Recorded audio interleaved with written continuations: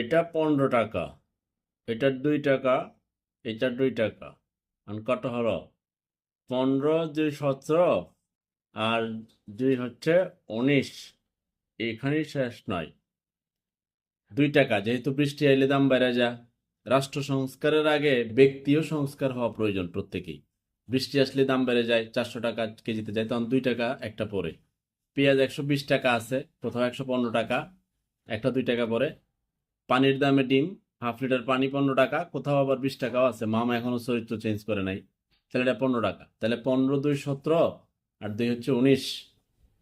এরপরে তেল আছে না, তেল তো 170 টাকা খোলাটা, তাহলে আরো 2 টাকার তেল ধরেন, তাহলে কত হলো? 21 টাকা। ডিম ভাজি করলে এখন 21 টাকা। মানে একটা ব্যাচেলর যে কষ্ট করে ছাত্র জীবনে একটা ডিম খাইবো কিংবা অন্য একটা ভাজি খাইবো, এই সুযোগ কিন্তু নাই।